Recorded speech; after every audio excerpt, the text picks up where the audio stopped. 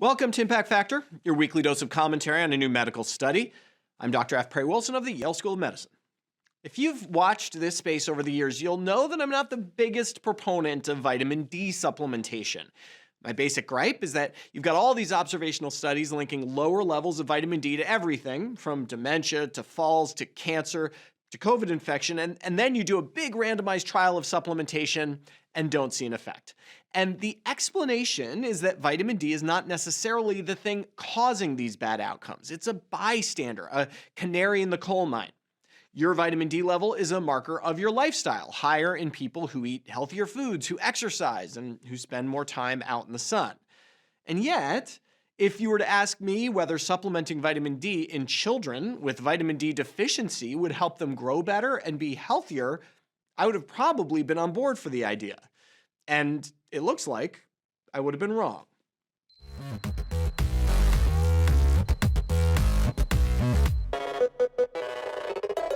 Yes, it's another negative randomized trial of vitamin D supplementation to add to the seemingly ever-growing body of literature suggesting that your money is better spent on a day at the park rather than buying D3 from your local GNC. We're talking about this study appearing in JAMA Pediatrics.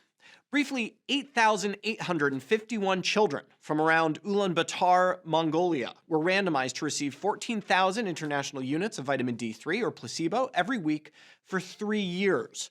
Before we get into the results of the study, I need to point out that this part of Mongolia has a high rate of vitamin D deficiency. Beyond that, a prior observational study by these authors had shown that lower vitamin D levels were linked to the risk of acquiring latent TB infection in this area.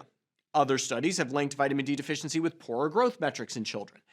Given the global scourge that is TB, around 2 million deaths a year, and childhood malnutrition, around 10% of children around the world, vitamin D supplementation is incredibly attractive as a public health intervention. It's relatively low on side effects, and importantly, it is cheap, thus scalable. Okay, back to the study. These kids had pretty poor vitamin D levels at baseline. 95% of them were deficient, based on the accepted standard of levels less than 20 nanograms per milliliter. Over 30% were severely deficient, with levels less than 10 nanograms per milliliter. Now, the initial purpose of this study was to see if supplementation would prevent tuberculosis, but that analysis, which was published a few months ago, was negative. Vitamin D levels went up dramatically in the intervention group. They were taking their pills, but there was no difference in the rate of latent TB infection, active TB, other respiratory infections, or even serum interferon gamma levels. Nothing. But to be fair, the TB seroconversion rate was lower than expected, potentially leading to an underpowered study. Which brings us to the just published analysis, which moves away from infectious disease to something where vitamin D should have some stronger footing: growth.